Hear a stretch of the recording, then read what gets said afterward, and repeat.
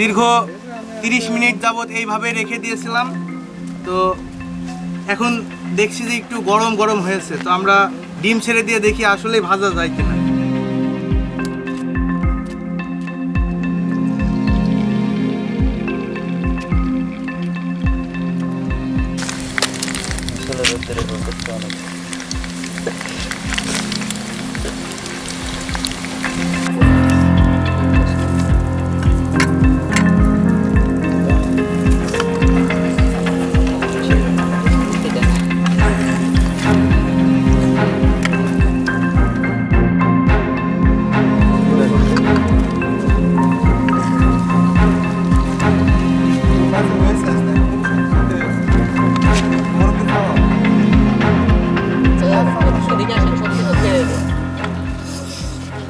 আসেন আসেন সবাই আসেন। ওই দেখেন দেখেন না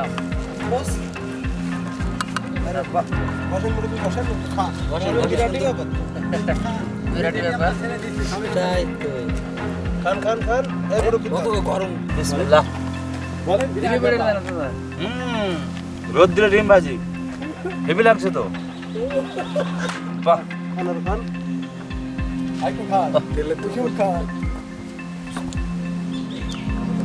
খুব সুন্দর লাগছে। ডিম ভাজি খাচ্ছি জীবনে ফার্স্ট প্রথম খাচ্ছি ডিম ভাজি রোদ্রে ভাজা, এই প্রথম।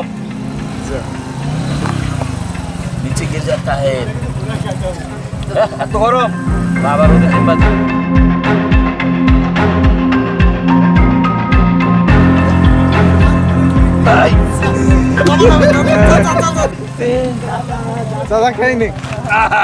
জীবনে প্রথম ডিম ভাজা খালাম গরমে, আর এত গরম এই 10 বছরের ভিতর চোখে দেখতে পাইনি। তবে সত্যি এই গরমটা মানুষের খুবই কষ্টদায়ক। এত গরম আমরা দেখিনি, আজকে ডিম ভাজে খেয়ে তার প্রমাণ পেলাম।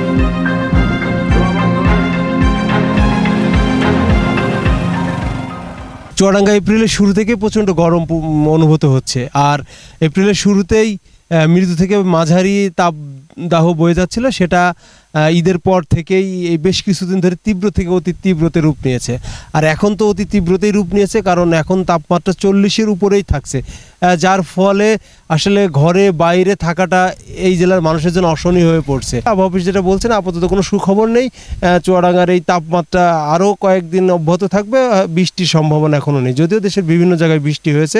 আর একটি তথ্য জানিয়ে শেষ করবে, সেটা হলো চুয়াডাঙ্গাতে এই মুহূর্তে আসলে যে গরম অনুভূত হচ্ছে, যে রোদ, এই রোদে আসলে রাস্তাতেই আপনি ডিম যদি ইচ্ছা করেন ডিম পোস্ট করতে পারবেন, এরকম একটা আবহাওয়া যাচ্ছে আর কি। মানুষ এই অসহনীয় গরম আসলে মানুষের অবস্থা খুবই কাহিল হয়ে পড়েছে। বর্তমানে জেলার উপর, চুয়াডাঙ্গা জেলার উপর দিয়ে তীব্র থেকে অতি তীব্র তাপপ্রবাহ বয়ে যাচ্ছে এবং তাপমাত্রা 41-42-এর ঘরে পর্যন্ত উঠেছে।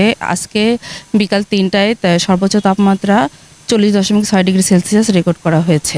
অন্যান্য বারের মতো এবার তাপমাত্রা এপ্রিল মাসে কিছুটা বেশি, এবং দীর্ঘদিন বৃষ্টি না হওয়ার কারণেও তাপমাত্রা বেশি বেড়েছে, এবং আগামী কয়েকদিনও বৃষ্টির কোনো সম্ভাবনা নেই। ওয়ালটন এয়ার কন্ডিশনার এক্সচেঞ্জ অফারে স্প্লিট এসিতে 23,000 টাকা পর্যন্ত নিশ্চিত ছাড়।